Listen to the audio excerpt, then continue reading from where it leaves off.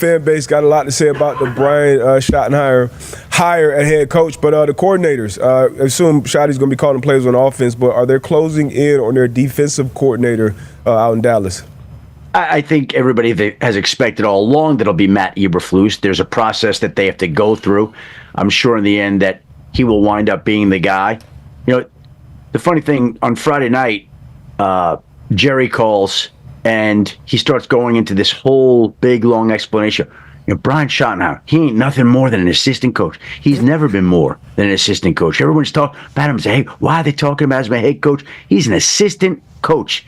And I'm thinking to myself, wow, like he's kind of taking on Brian Schottenheimer. And then he just stops cold, pivots, and goes, well, he ain't Brian the assistant anymore. He is now the head coach of the Dallas Cowboys. And he was very excited about Brian Schottenheimer being the head coach. I know Cowboys fans, not all of them, are all thrilled about the decision, but Jerry believes that he's got this one right, and he believes that Brian Schottenheimer is going to be a great head coach, and he was all excited and pumped up about it. Yeah, Schotty obviously has grown up in the NFL. Mm-hmm. His dad, historic head coach. Yep. He had opportunities 15 years ago to be a head coach, passed on him to remain an offense coordinator. He was in Indianapolis. He was time in Seattle, obviously down there in Dallas. He's been around. He's seen a lot of football. He's been around a lot of football. I like Schotty personally from the year that I got to spend around him in Indianapolis. I think, who knows if he's going to be a great head coach. That's why everybody just assuming he's going to be ass.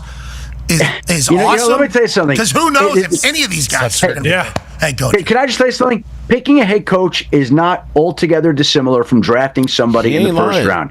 You do your research, you make your calls, you talk to the people, you make at that time the best decision you feel you can make, and then you keep your fingers crossed that it's going to work.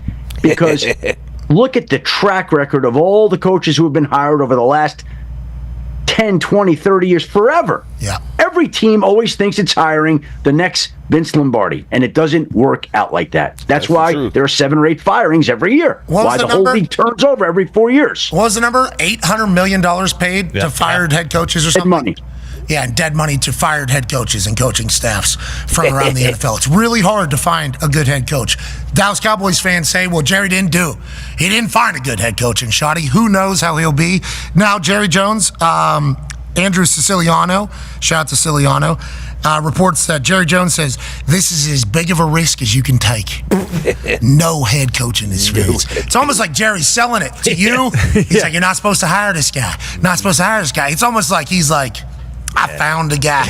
Nobody else. He prides himself on that. I think he feels like he has taken risks and done certain things and made decisions that others wouldn't make, and he's built his career off that. And I think that that's probably, to a certain extent, what he's doing now. He feels like he's identified somebody that he feels like other people feel like he's taking a risk, and he doesn't see it in quite the same way that other people do. He said, whenever you're about 255 yards away from the green on a par 5, and there's water in front and the sand trap. He said a lot of people think they need to lay up, get on there, and maybe putt for birdie. I'm driving the green every fucking time. And every once in a while I'm going to end up in that water. Yeah. And that's going to happen. Uh-huh. But at least I can go to sleep knowing that I went for an eagle, not for a birdie. I went for a big bird, not a little bird. I went for it every time. That's how Jerry describes his decisions and his business-making decisions. And all his fans say is, well, get the eagle finally then, because you landed in the water every single time. Maybe Schotty's the one that's able to get the Cowboys back to relevance, prominence, and championship status. But the fans say he's got no shot. We could pull that up. Here's him talking about Brian Schottenheimer getting hired. And this is one he's saying, biggest risk you can take. No head coaching experience. It's almost like Jerry Jones has leaned in to all the Cowboys fans saying, you idiot, this is the worst hire. It is, isn't it? Here's Jerry. Now, I get my proverbial ass kicked over needing people in my comfort zone. Without this thing being about me in any way, if you don't think I can't operate out of my comfort zone, you're so wrong. It's unbelievable. This is as big a risk as you could take. As big a risk as you could take. No head coaching experience. No. Now, let me share something with you. Okay. With all of that, you've just heard him reference his osmosis, his family. Anybody in this room that doesn't believe the apple doesn't go far from the tree has missed it someplace down the road. especially if there was an effort to make it that way, and there was an effort. But then you go around to the countless numbers of coaches that Schotty has served on staff with and been around, the countless players. How often do you have someone that has 25, I'm going to say 25, it may be 26, of years of working through the human relationship and working, aspiring to learn, of have his ears and eyes wide open and looking for techniques and looking for things that make coaches better. That's what I'm talking about, too. Double-handed twisted. Yeah, that's what you need to do. The Ultra Man. Hey, Jerry Jones football right there in the press conference. I'm getting my proverbial ass kicked. You don't think I'm out of my comfort zone? This guy's never been a head coach. I'm not comfortable with this. This is the right guy. I'm going to say 25. Shit. Might be 26. You know how Wikipedia goes. It's hard to add up the numbers when he started, when he finished. I don't know. Do you add the first year? Do you not account the last year? He knows everybody. Osmosis, you ever heard of it? It's where one thing bleeds into another because it's around it. He's been around it his whole damn life. I got faith he's going to be good. And if not, fired. Dak was front row, loving it. Schotty and he obviously have had success. A lot of people say, what has Schotty done with Dak? It's like Dak's best years. Whoo-wee! What's up, good people? Don't forget about BetUS. BetUS. I bet you they've got the over and under for the Dallas Cowboys for next year. Don't forget to use that promo code YouTube150 so that way you get that 150% matching on your first 3 deposits of 150%. But if you do cryptocurrency, you'll get 200% on your first 3 deposits of up to $2,000. So do it today. Bet responsibly and don't bet on the Dallas Cowboys. Let me say hello to everybody. What? I'm choking. I'm literally choking people on what's going on in Cowboy land. But first, let me say hello to Aisha Robinson. Please send her your thoughts and prayers. She just lost her mom. Oh, yes, it's ladies' night. Oh, what a night. Oh, what a night. Help me, Rhonda. What's going on, Rhonda? Ladies' night. Oh, what a night. Oh, what a night. Roland's Review. What's up, Roland? How are you doing? Oh, what a night. Oh, what a night. Let's see. What other lovely ladies in the place with the style and grace? I see Brandon G, AB in the house. I see Momo. Momo's up here. This is Momo right now.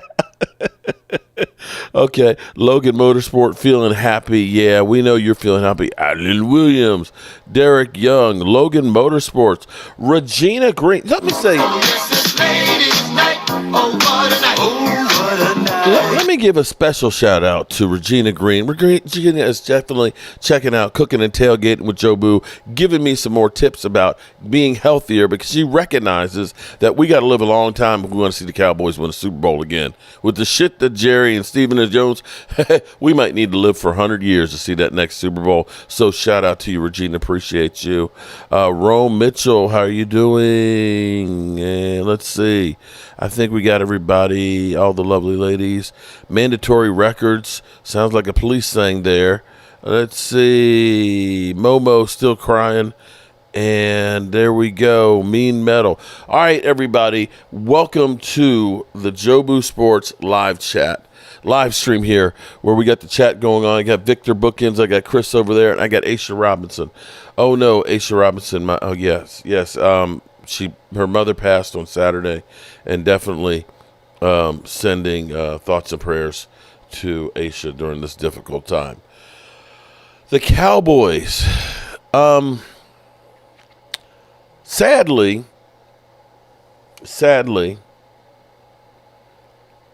Brian Schottenheimer, I don't know if he's going to get a fair shake.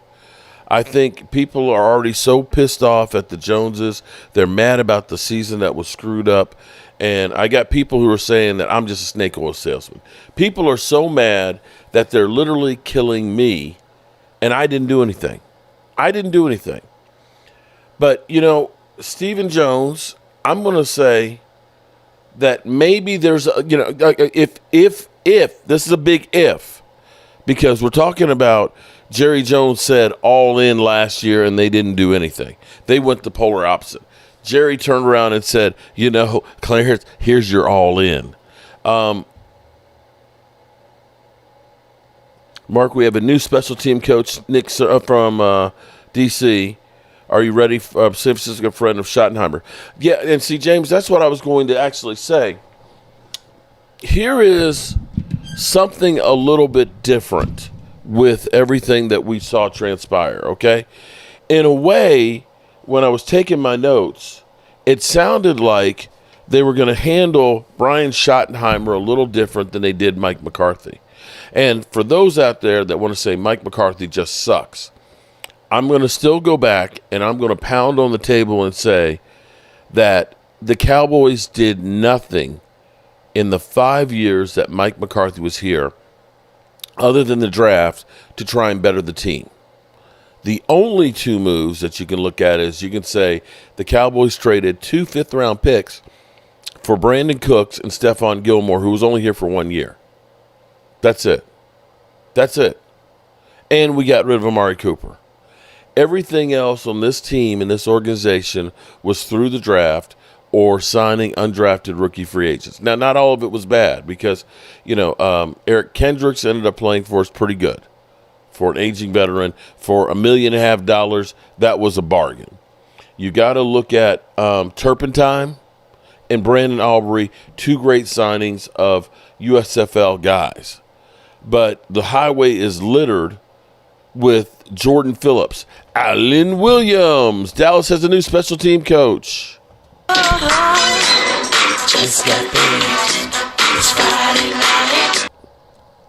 And I saw that they were bringing him in and looking at him.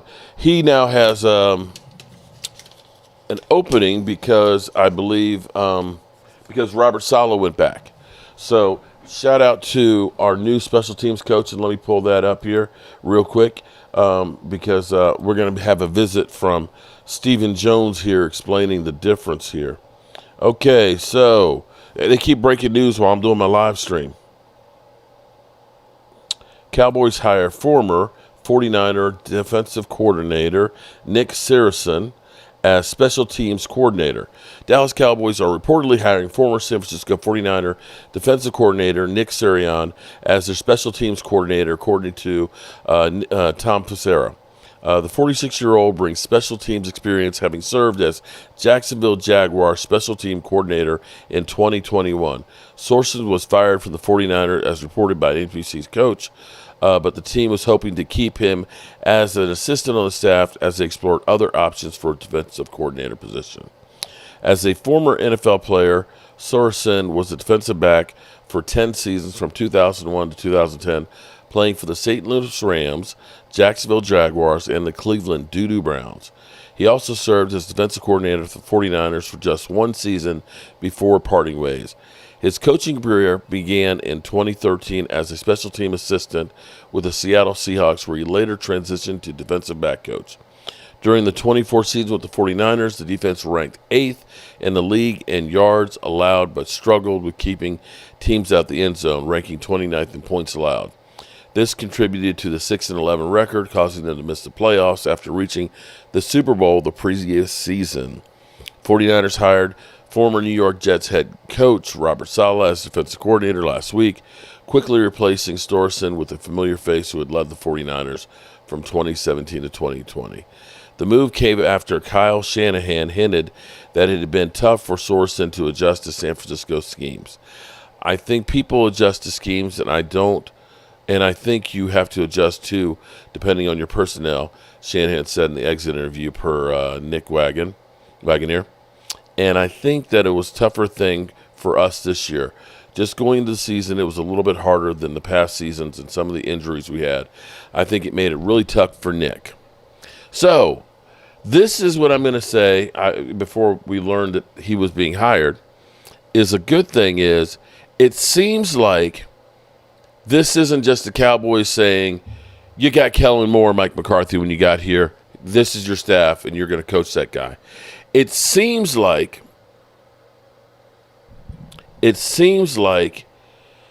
they're getting guys that he's comfortable with and has worked with. The guy they're talking to, his name escapes me, was with him in Seattle that he's looking at to be the quarterback coach. Moore is doing a good job with the real team. Well, see,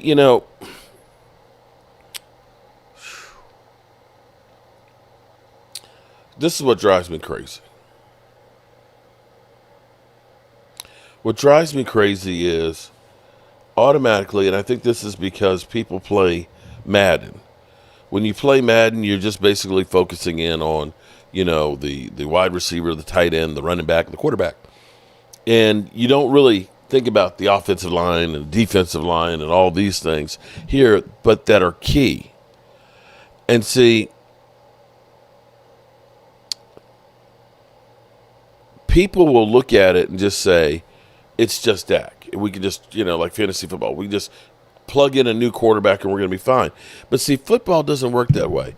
If you've never really played football at a higher level, you don't necessarily know.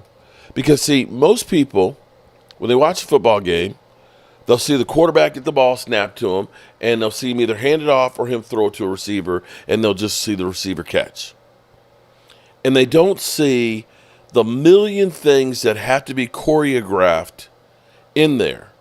They don't see like the defensive lineman doing like X stunts where the defensive lineman, he is going through and he's crashing outside, and what he's doing is he's trying to pull the offensive tackle and the tight end with him to create a lane for the edge rusher to come in behind him.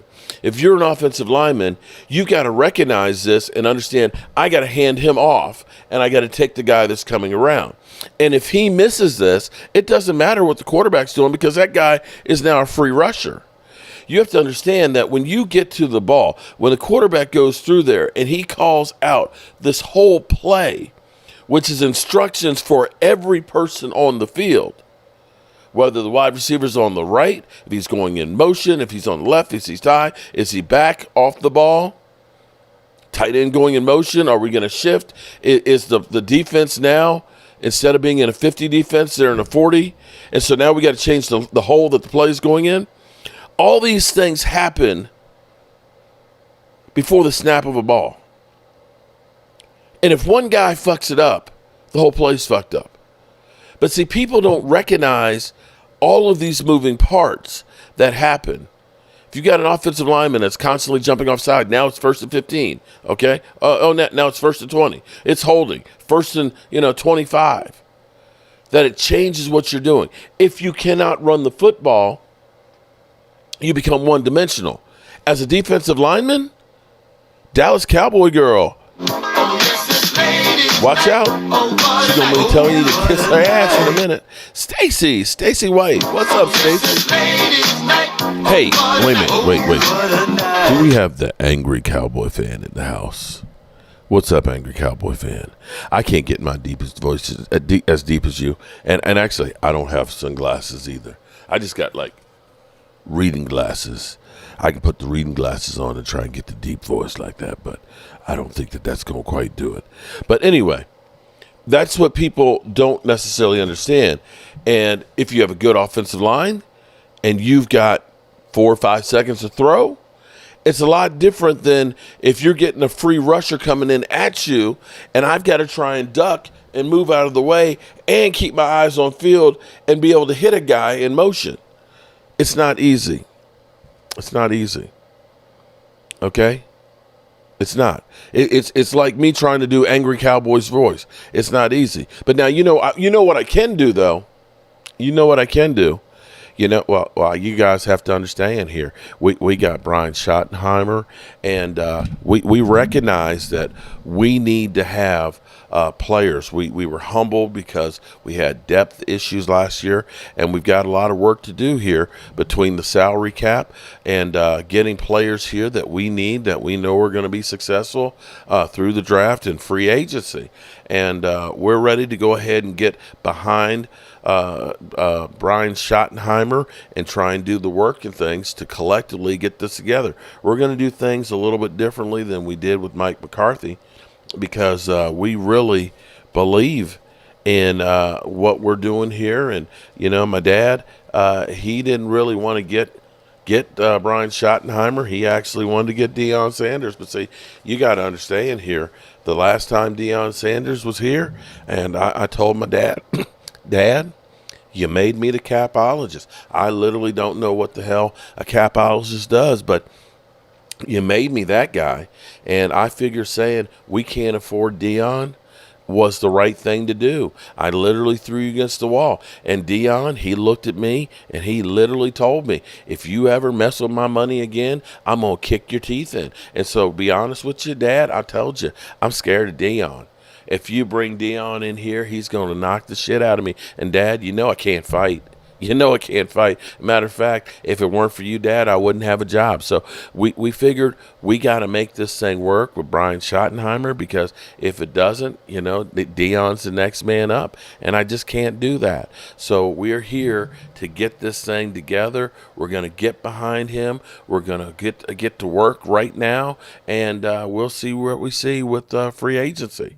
So I can do that one, but I can't do Angry Cowboy. That's just too refined with Angry Cowboy. But that's literally, in a nutshell, that's kind of what, I'm so sorry for your loss, Aisha. You're in my prayers. Smash that like button. The Real Fan, my point was Jerry is all about comfort. And, you know, but see, Jerry talks out of both sides of his neck. If you listen to the whole thing, you probably got brain damage like I do. And at first he was saying, we were talking to other people out there, and Brian knows these players. He knows there's a set of comfort level. And when you think about other guys coming in, I couldn't take that risk. I couldn't take that risk. And for all those people out here that say I don't take risks, I've taken more risks in the last 5 years than anybody else out there, and in anybody else.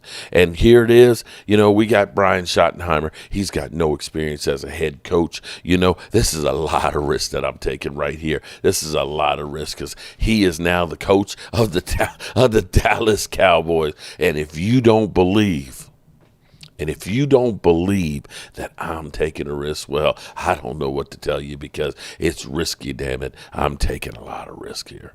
So, yeah, there's Jerry taking risk.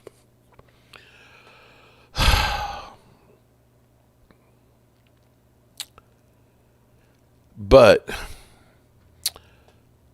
some people will say, I don't know if Walker Wade's going to come in tonight, because Walker Wade has gone through so emotions. One minute he doesn't blame Dak. The next minute he blames Dak. He's mad at the Cowboys. Then he's mad at the coaches. He just wants to win. And so Norm goes through and he does the stuff and things. They're basically saying that they hired Brian Schottenheimer. It's almost like a mental block. It's just like I keep getting stuck there. But they hired Brian Schottenheimer because of trying to keep the offense consistent, and I can understand that. So you can call me a traitor or this, that. We don't know. We don't know what any of these coaches that were hired are going to do. Because I can say a couple of years ago, when Mike McDaniels got hired by the Miami Dolphins after they got rid of Brian Flores, okay? Brian Flores, I believe the last year he was there was 9-7. He had taken the team to the playoffs one of the 3 years over there. He actually had a winning record. The owner wanted to get rid of him because he didn't want to tank. They started off slow. They were losing.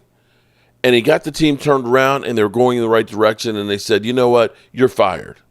You're not good enough. And they hired Mike McDaniels, offensive coordinator from San Francisco, because they said he's the smartest guy in the room. Oh, my God, he's going to be incredible. He was the hottest coordinator out there. And you have to look at this with the Miami Dolphins that ended up getting Tyreek Hill and Jalen Ramsey and stuff. They drafted and got great, James Waddle. Got great weapons galore. But they're not doing anything more than Brian Flores did with less. Right?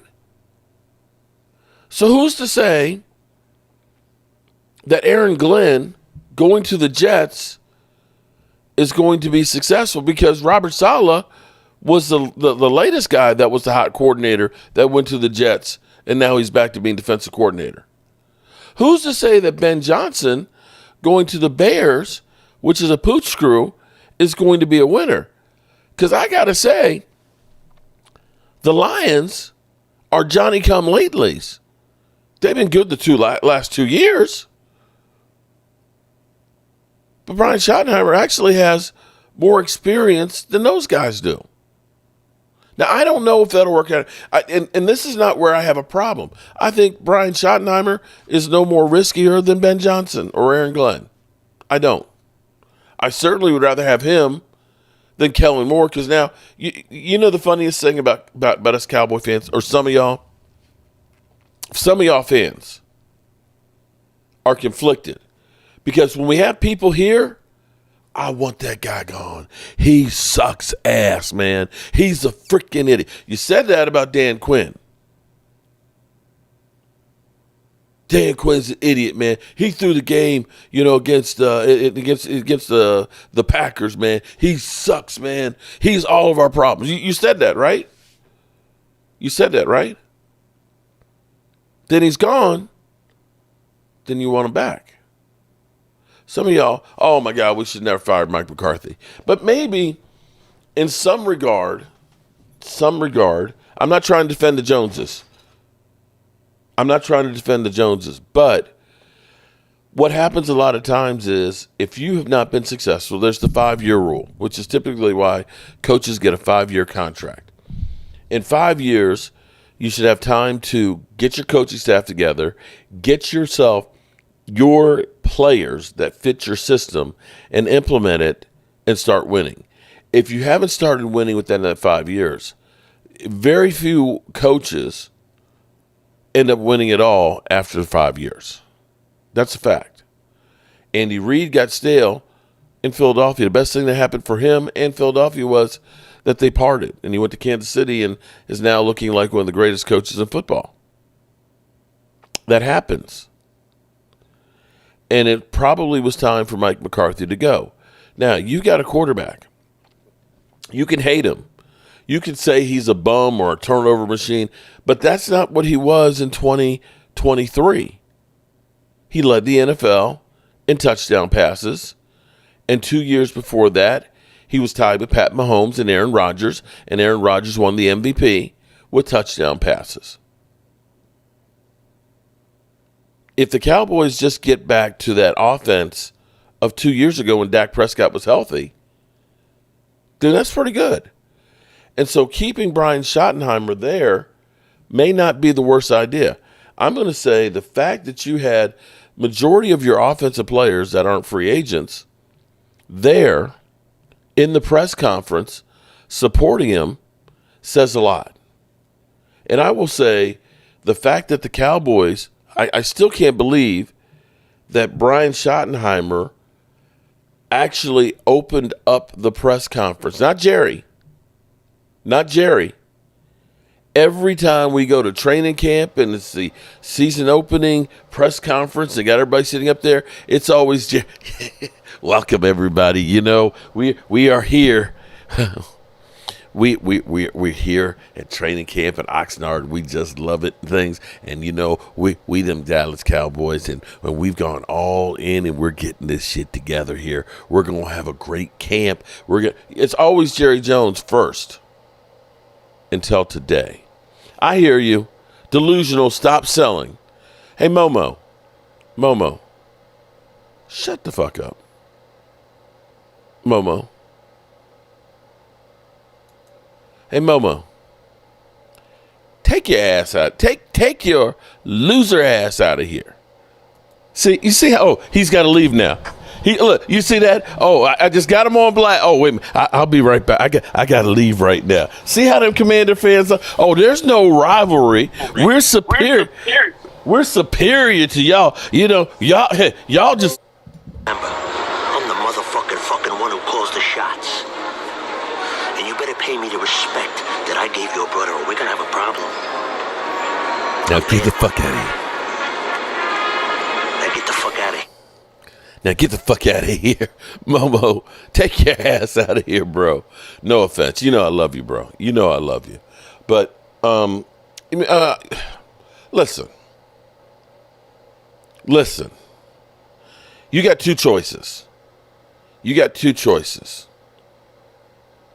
One, you can sit here all off season and be pissed off as hell.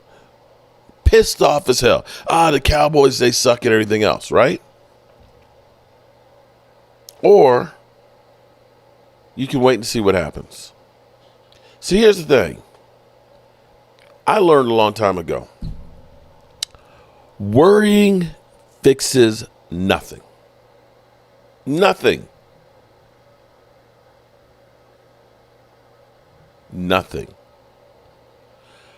And we've got till September before games start.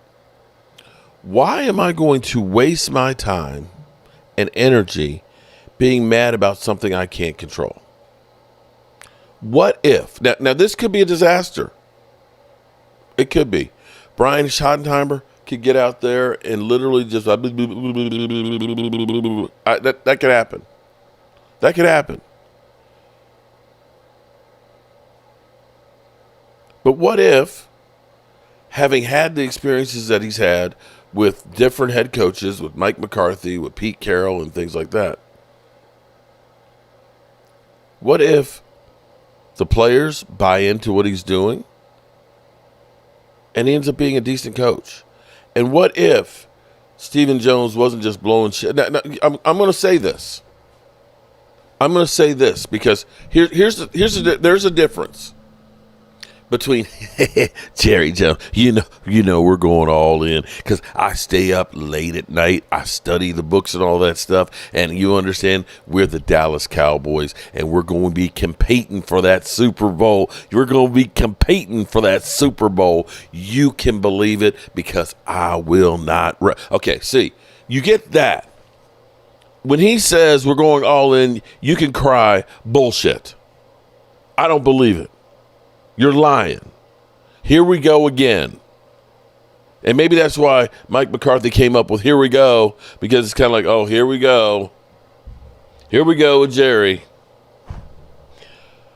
The one thing I will say about Stephen Jones, you know, you may not like me. You know, I got that shit-eating grin. I got the greasy kind of looking hair and stuff like that. And I'm always, you know, but and I look like I need to pull my pants up a bit here. But you know something, though? Here's the thing about me that you got to understand. My dad, he shoots from the hip.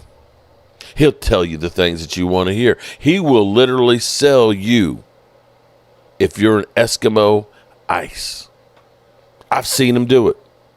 He's literally gone up to the North Pole and he's sold that man ice because he's that good at selling shit. Me, I can't sell it. I just can't.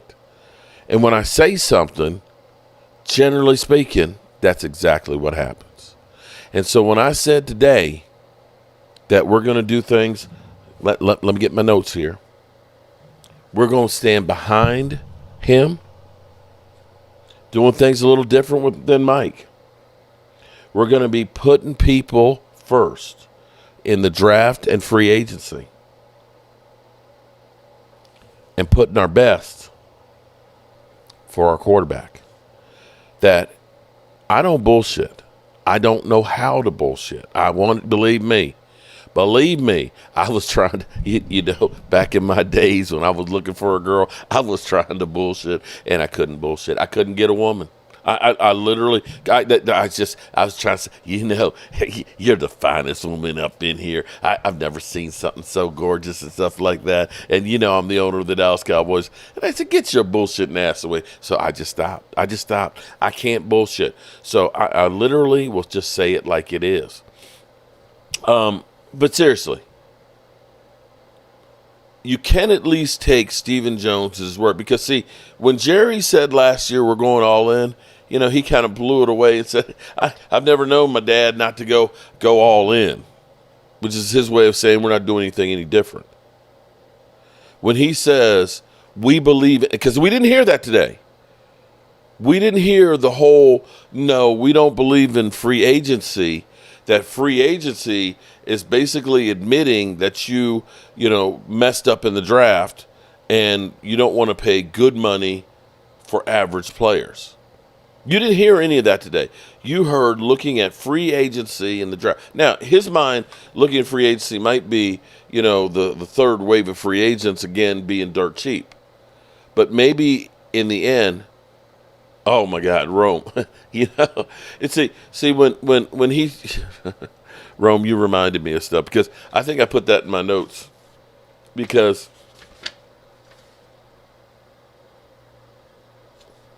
I literally put that in my notes and stuff because I said Ryan Fenoy, Brandon Wheaton, and he was talking about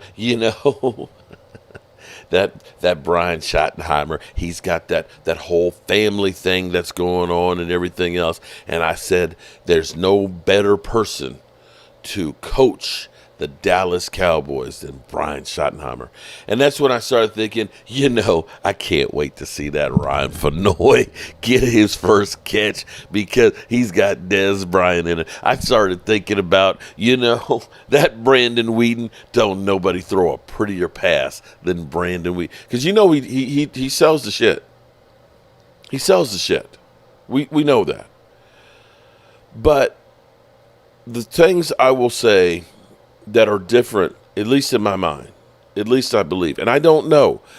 I don't know if this was come to Jesus time, but here's what I'm going to say is I love the notes. I write notes all the time. Yeah, I got 4 pages of notes from the press conference, Rhonda, because as we were going through that, unlike Jerry who let's see, this is Jerry's notes.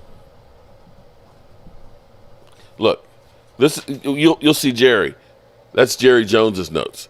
Now, mine aren't real legible, but I've actually got words as opposed to Jerry just doodling, okay? So I'm going through and I'm writing down key points from the press conference. But Simba, that he said that Brandon Wheaton, he throws the prettiest pass. Yeah, I can't wait to see that Brandon Wheaton out there. But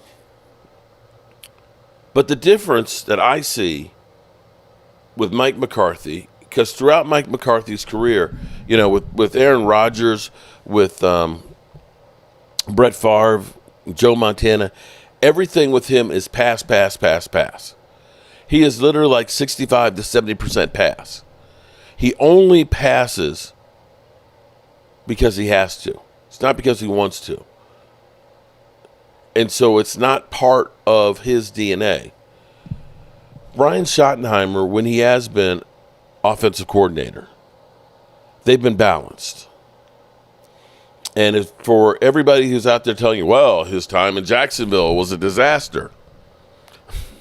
Holly Pierce, what's up, Holly? Welcome, Holly. Another special shout out to Holly Pierce, who is definitely watching Cooking and Tailgating with Joe Boo. Oh, and let me say, I don't know if you've noticed. I don't know if it's enough yet to notice. But take a good look here. Okay, don't look too hard. Don't look too hard because it might hurt. But look at the face. Does the face? Is it looking like it's slimming a little bit? Just keep thinking about it because I was swole around New Year's. I'm still swole, but just cooking and eating at home, and doing the recipes I'm doing on my other channel. I was 277.4. I could have played defensive line for the Cowboys if I didn't have bad knees. Seriously. This morning, I was 269. That's 8.4 pounds lighter. Not dieting, just eliminating fast food, sodas, and cooking at home. Staying away from processed foods. And I'm going to try to continue to do that because the Joneses are making me have to live longer to try and see them win another Super Bowl. The cheekbones are a little slimmer looking. Good, Mark. I'm like you said, I'm trying. But we'll see. We'll see how it goes. All I can say is 8 pounds in 3.5 weeks. So, and even better, surprisingly, after seeing the Eagles go to the Super Bowl, My blood pressure this morning was, and I don't take any meds for it, was 128 over 88. You would think that my blood pressure would be through the roof. No, actually, pretty good. So eating right and all that. So shout out, Angry Cowboy. Damn, you better not make you angry at 280. Shoot, you big, man. You big. Oh my goodness, Jeff Lee. She's doing good. She's a little tired. Tomorrow, actually, in 2 hours and 20 minutes, it will be our anniversary. It will be 23 years ago that Match.com matched us up. And we knew each other from college, but Match.com matched us up. And we got on the phone that night. And the very next day, I went to see her at her job for lunch. And I was all having those lovey-dovey eyes. I had that lovey-dovey feeling I get when I'm with you. And she was like, "Skeet! How you doing, friend?" And I said, "I ain't going nowhere." And she just laughed. Next thing I know, a couple weeks later,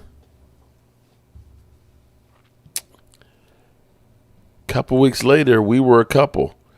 And by Memorial Weekend, we bought the house that I would say we live in, but we don't live in right now because we're down here at the Red Brick House. But we have that house. Yes, 23 years ago. So, yeah, that's how it was. So, tomorrow is our anniversary. All right, so here's what I'm going to say is Brian Schotty, I believe, is going to have a more focused on the run than Mike McCarthy.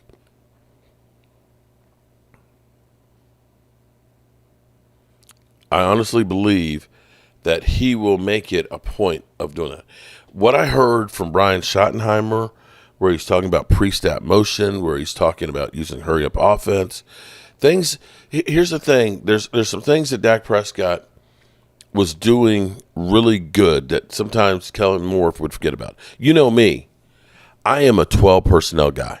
12 personnel. Because here's the thing about 12 personnel. And so some of you who don't understand personnel groupings and stuff, okay?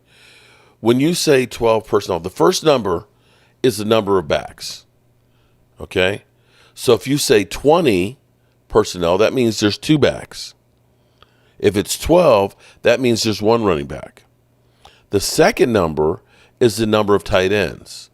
So if you say 12 personnel, that means there's 1 running back and there's 2 tight ends. Okay? If you were to say 22 personnel, which I don't think too many people use too often, that would be 2 running backs and 2 tight ends. Back in the day, my dad's day watching football, when you went to 12 personnel, it was basically a jumbo package, and you were running the ball down people's throat, and you wanted 2 extra offensive linemen there. But today's football, tight ends are key. And this is one of the problems with the Cowboys, is we have not had a dominating security blanket tight end. You look at what Travis Kelce. Can you imagine Kansas City without Travis Kelce? I think if it had to be Tyreek Hill or Travis Kelce, I think Travis Kelce would be a bigger loss than Tyreek Hill. Tight ends are that important. You think about Dallas Goedert with the Eagles, or he's with Washington now. Their former tight end. When you think about George Kittle has killed us.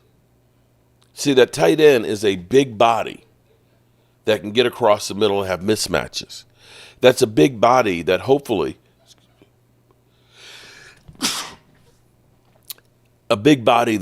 can help block. And so Zach Ertz, thank you, Dwayne. Zach Ertz was huge for Washington this year. We haven't had that. We haven't been close to having that dude. And we need that dude. And that guy is key in the running game, because if you can go through with 12 personnel, and at some point when we had Hendershot and Ferguson, we actually – oh, no, Dwayne. No. I was never a big Dalton Schultz guy. Dalton Schultz had too many drops and could never get any yards after catch and was not a good blocker. No. I had hopes for Jake Ferguson. For Jake Ferguson to step up. Schoonmaker did a couple of games where he wasn't bad, but we need better play from the tight ends. But if you have two good tight ends, think about New England when they had Hernandez and Gronk. They were destroying people. They could run the hell out of football. Both those guys could catch. And see, that's what you want to be is, I want to be able to line up with two tight ends, a single back, and see what the defense does. The defense, they may look at this and say, okay, we got to put 8 men in the box to stop the run. Then guess what? I can motion the running back out wide. I can shift the tight end. So now I've got 5 receivers. I got 5 receivers going out in routes when I've got a heavy defense that's clogging the middle. Then the advantage is to me. Here's the other problem for the defense. Let's say they don't get an 8 personnel and I'm in 2 tight ends. That means I got 7 guys across the front that can block. I've got numbers because I got the running back. That means I got 8 people. I take my wide receivers, I run them deep. Take the cornerbacks deep. Get double covered with get the high safety covering over on one of the receivers. Now I've got numbers to run the football. It's literally like a bastard if you're the defense, if you have good tight ends and plays. And if you're in a situation like that, where the defense doesn't know if you're running or passing, that's a bigger advantage for the quarterback. The shit we had this year, you got one receiver, he's getting double covered. Your other guys can't get open, and you got no threat for run. Defensive ends are licking their chops saying, we're going after the quarterback. We're not worried about Zeke Elliott running the football. And that's why we got killed on offense. So bringing in Brian Schottenheimer, elevating Brian Schottenheimer, he's going to tweak the offense. He's going to take the things that we did good and hopefully add more running ability to it and put a focal on there. And I think that this changes some of the things that you do. I put a video out earlier that I think because Terrence Steele is a really good run blocker, if he has to do pass coverage every play, he's screwed. He's not good. But if it's a mystery to the defense, if it's going to be a run pass, then it's going to make his life easier, and you want his blocking ability where he's like a road grader on running plays. You may want to get an Austin Gentry as a running back who can make big plays. We've seen what running backs do. Do you all believe that the Eagles are in the Super Bowl without Saquon and his 2,000 yards? I don't. You're right, Dwayne, and he's going to have to stay healthy and definitely step up. But I think Ferg's got a lot to prove. I'm way down on him. Yeah, I'm not disagreeing about that, Kilduff. That's why you guys let him go, because you had Dallas Goedert, a younger guy. And see, that's a nice thing that you know what, I hesitate. I have not done one. There's been so much dysfunction with the Cowboys. But I actually need to do a walk of shame and say that I was completely wrong about the Eagles. Because I looked at Saquon, because Saquon, in years with the Giants, and maybe it was he just lost focus because the Giants were so bad. It's like, I'm not going to kill myself. But he had typically, by the end of the year, had been injured. And maybe that was just because the Giants was just so bad that he took a beating. And I was wrong on him. And I thought that your offensive line, losing Kelsey, that I thought that was going to be a bigger effect because the center is a guy who calls out the protections. He is literally the heart and the soul of the offensive line. And clearly that was not a problem. I did not think that the Eagles were going back to the Super Bowl, and I was wrong.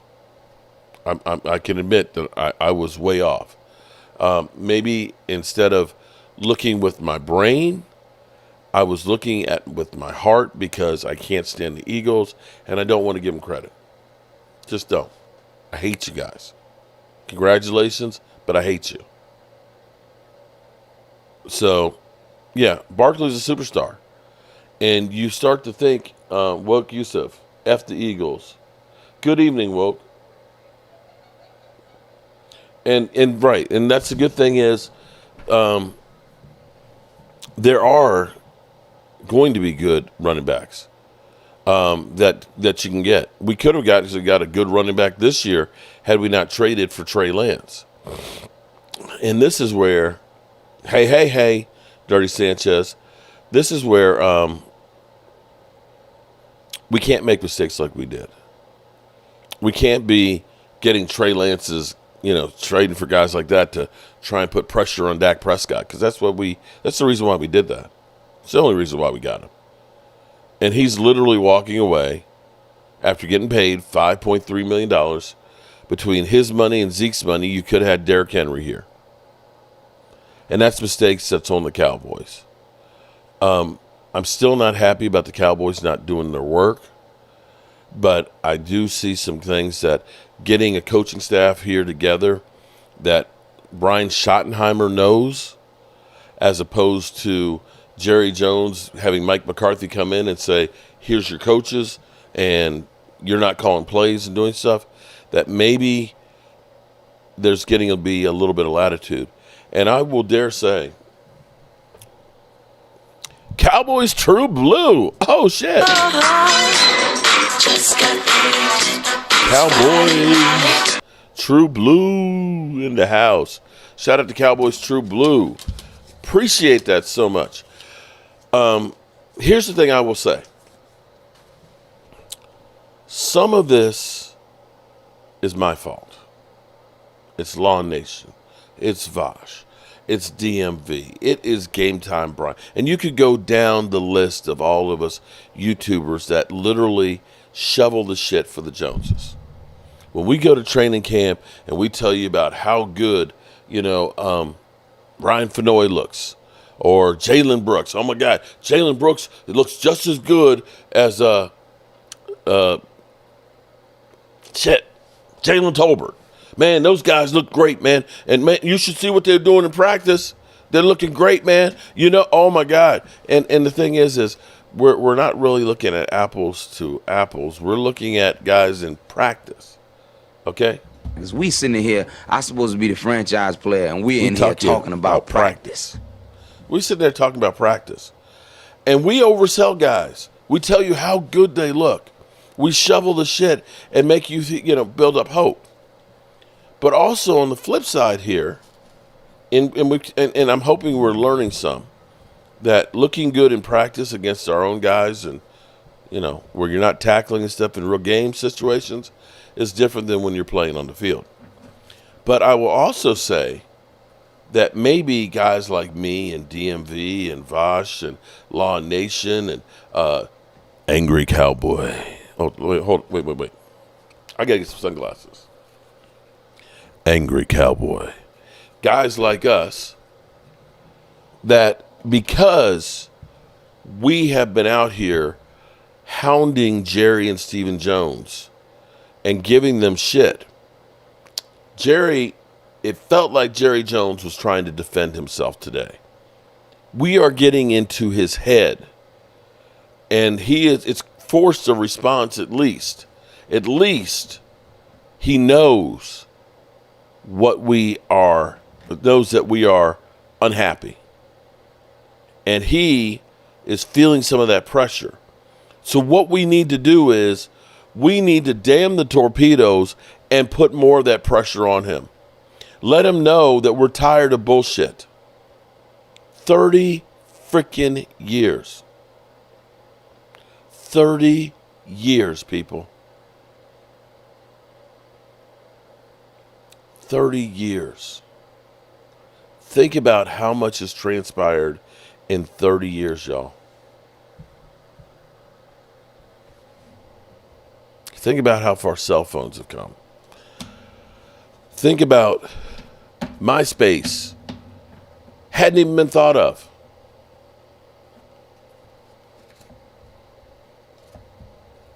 Yeah. And the time is now. Stephen Jones don't care? I don't know. I think my hope is that this season was enough to wake them up, to understand. Because, see, I look at things like this. I am, just like tomorrow's my anniversary. If you have something that you really care about, or if you are a business and you are at the pinnacle, I live this in everything that I try and do. Everything. For my YouTube. If I'm going to do something, I'm going to do it all the way. And when I do it, I'm scared to death. I'm scared to death of losing what I have. Because, see, I understand. In that same time, the last time we won the Super Bowl, everything was good for me. This is a personal story here, and this is the truth. Between Christmas and New Year's 1994, on that Wednesday, because Christmas was on Sunday, on that Wednesday, I had a little spot about this big on my right knee that was red. And my knee felt a little arthritic. Now, my left knee I tore in high school. I didn't have an ACL. So I understand knee pain. And I thought, it's kind of funny. And I said, well, if it still bothers me, tomorrow or the next day, I'll go to the doctor. The next day, my knee was swollen up and was a little warm and was red. And I kept thinking to myself, did I twist my knee and I didn't know about it? I didn't know about what happened. And, went to work and went home. Cowboys True Blue, please read my message. Well, Friday, I woke up and my knee was really swollen and it was really warm to the touch. And I called True Blue.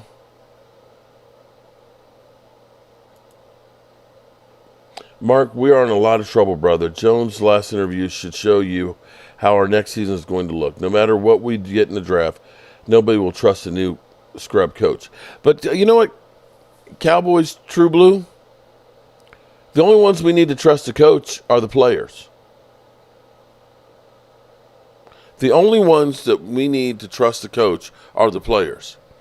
And already, those guys showed up. They showed up for the press conference. You didn't see them showing up and rolling their eyes, oh my God. Because, see, the power of belief is strong. But now, back to what happened with me. Shout out to you on that super chat. I'm going to disagree with that one. I think he's a better coach than you believe, than you know. Because you don't really know. You don't really know because you're not a good coach till you get the opportunity to actually show what you got. And with Seattle, he did a good job with a good team. And with Dak Prescott, he was here when Dak Prescott was 36 TDs and 9 interceptions. And I think he can get that defense back there. Pamela in the house.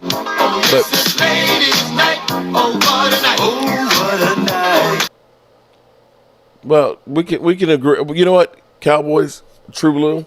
I hope you're wrong and I hope I'm right. And I'm going to have to wait and see. I'm not going to sit here like Walker Wade and just scream and yell and be pissed off all summer. I just can't do that.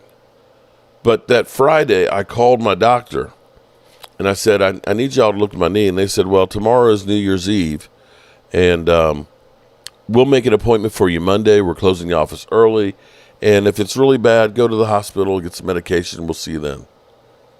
The next day, bro, I had 104 temperature and a knee that was the size of a basketball.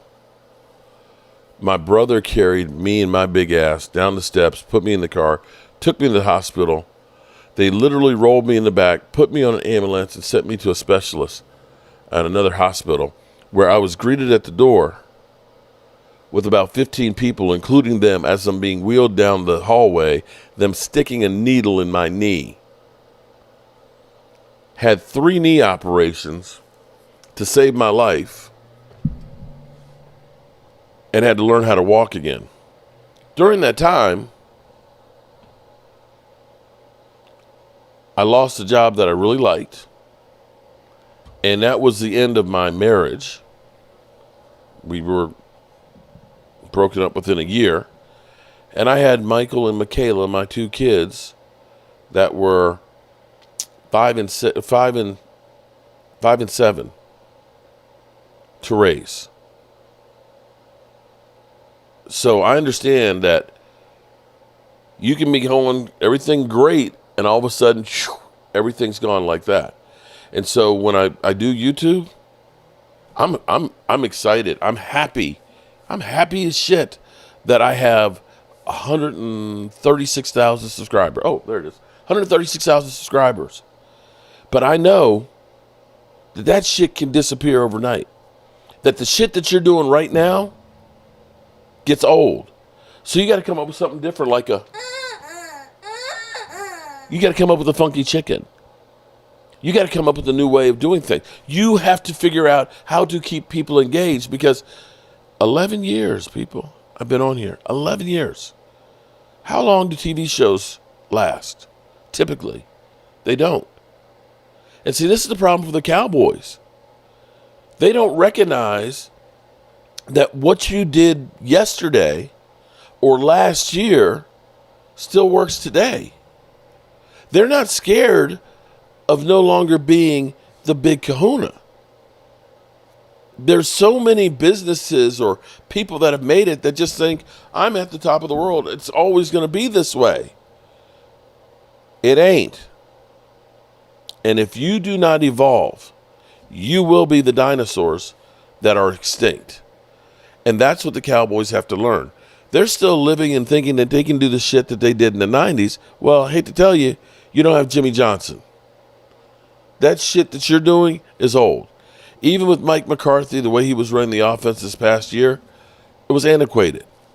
You got to innovate. That's what made the Cowboys great. Shotgun, the flex defense, the shift. I can't think of a single innovation this century that you can point to and say, oh my God, that's the Dallas Cowboys of such and such. That's what we got to get back to. And maybe Caleb Daniels. Do you remember the 49ers fullback Morin Norris? Morin Norris. I can't say that I do. The significance of Morin Norris, Caleb? I can remember Robert Newhouse and those thighs that we had as the Cowboys. Biggest thighs I've ever seen in my life. So get right with God, because you may not get tomorrow. Ron, you were right. It is actually more important to get good coordinators. That's the future of the franchise. You're right about that too, Ron. Appreciate that, man. It's not now, when, Jerry. Yeah, and hopefully, you know, Michael and Thomas, you're right. He did have a chance. But maybe, just maybe, the players gravitate to Brian Schottenheimer. We don't know. We won't know. Are you talking about B.A.M? B.A.M. Oh, I remember B.A.M. Norris. Yeah. Rome, Mitchell, so sweet. You know I love the babies. You're such a good daddy. You can't hide those thunder thighs, because all those fries make you ass real wide. There ain't no way to hide those thunder thighs. Well, I've always had big thighs too, and see, I couldn't wear corduroys. When I wore corduroys in school as a kid, it was like, woo, woo, woo, woo, woo, woo. And what would always happen is I'd wear out the corduroys, and once the corduroys are worn, the fabric is real thin, and you got holes in your thighs. And if you did a whole lot of walking, you had to be careful because you might actually start a fire. The friction on there, it would get hot. So yeah, I understand about thighs. My thighs rub together. I'm really disappointed in our Cowboys. Dem Cowboys kicks, what's up? A remix of the Eagles, brother. Damn, I am late. Yeah, Dave, Blake, the jar was okay, but he's not a George Kittle, man. He's not a Dallas Goedert. He's not a Kelsey. He's not a George Kittle. I need an outstanding one. So that's all I got for you guys tonight. As always, I appreciate you guys being here. And it's important that we not lose sight of keeping the pressure on the Joneses, forcing them to try and do right. I'm going to keep on pounding on them, but I don't want to try and destroy Brian Schottenheimer. I think Brian Schottenheimer has as good a chance as any of these other coaches out here being hired. If the Cowboys step away a little bit and let him coach and support him better than they did Mike McCarthy. Jerry, Steven, no problem. Go out there, be the show, run the business and things like you like to and make all that money. But support that guy. Stop being so cheap. Try to run the Cowboys the same way you're trying to run getting World Cup soccer there. That's all I say. Stop being so damn cheap with everything you do on this. So with that being said, we're going to end with Pat McAfee, a national treasure unlike me. And I want to say I appreciate each and every one of you guys. And Aisha, I hope you're doing okay, girl. And we'll see you with the fireside chat. And don't forget, I have lost 8 pounds, and I can show you exactly how on Cooking and Tailgating with Joe Boo with some really good recipes.